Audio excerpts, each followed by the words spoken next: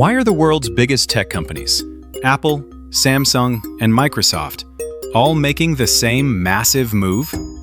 Together, they've shifted over $100 billion in manufacturing investments out of China. It's not an exodus. It's a calculated business plan known as the China+1 Strategy. The idea is simple. Keep your factory in China, but build a backup somewhere else to protect against global uncertainty. The question is, where is all that money and production going? The answer lies in one region: ASEAN. Vietnam, Malaysia, Singapore, and Indonesia are emerging as the strategy's biggest winners. The China+1 strategy was born from a simple concern in the early 2000s.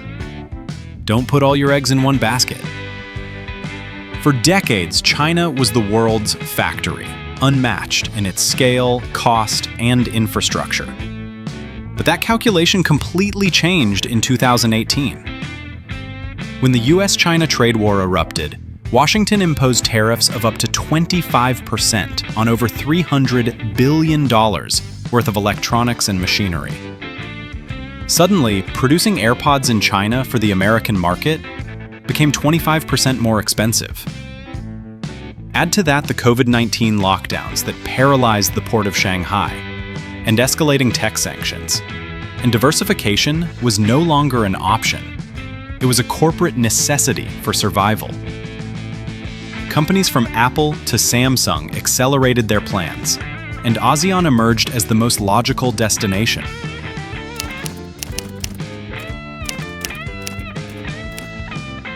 For global executives, ASEAN offers a package that's hard to refuse: a young and abundant labor force, competitive costs, and a strategic location without the same geopolitical risks as China.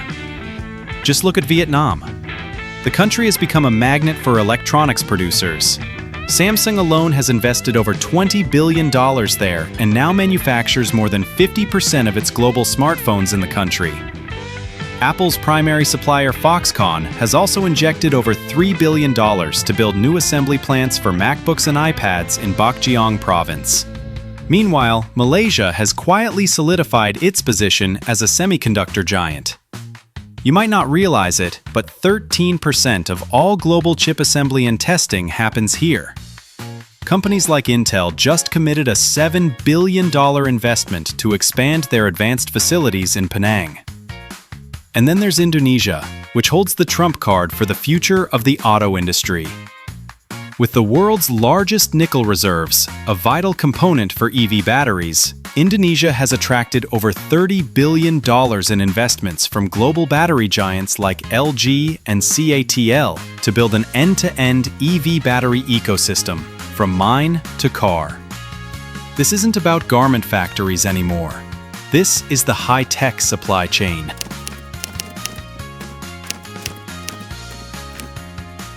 This flood of capital is creating a domino effect.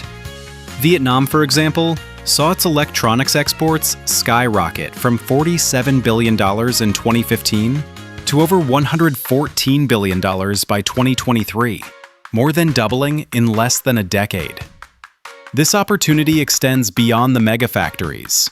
The growth is fueling massive demand for logistics, industrial real estate, and financial services across the region.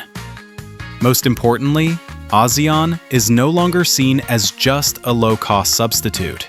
With a combined, digitally savvy population of over 680 million people, ASEAN is now also a massive consumer market in its own right.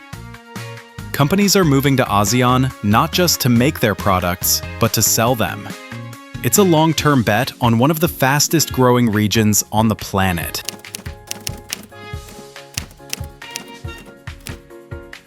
However, this investment boom comes with serious risks. An extreme dependence on a few giant corporations could backfire. In Vietnam, Samsung alone once accounted for nearly 25% of the country's total exports. If, for any reason, Samsung decides to scale back its operations, the shock would be felt nationwide. In Malaysia, its dominance in the chip industry is concentrated in back-end assembly and testing, not the higher-value front-end design. This makes it vulnerable to US-China tech sanctions that could restrict its access to advanced equipment. Meanwhile, Indonesia's nickel ambitions are heavily reliant on notoriously volatile commodity prices. The price of nickel once plummeted by nearly 50% in a single year, a reminder that resource wealth can be a double-edged sword if not balanced with innovation. The biggest challenge for ASEAN is navigating the fine line between economic interests and geopolitical pressure. How do you attract investment from the other without provoking China, which remains your largest trading partner? It's a high-stakes game of chess. ASEAN's rise in the China+1 strategy is a massive gamble. The region is winning new factories, capital, and jobs on an unprecedented scale. But the question remains, is this just a temporary hedge in a great power rivalry? Or can ASEAN transform this momentum into a resilient economic foundation? The answer will depend on its ability to upgrade its workforce, build world-class infrastructure, and create stable regulations. This isn't just about moving factories, it's about how a region of 680 million people positions itself in the most important supply chain race of the 21st century. Here at ASEAN Finance Insider, we'll keep breaking down the data, the deals, and the dynamics that will decide the answer.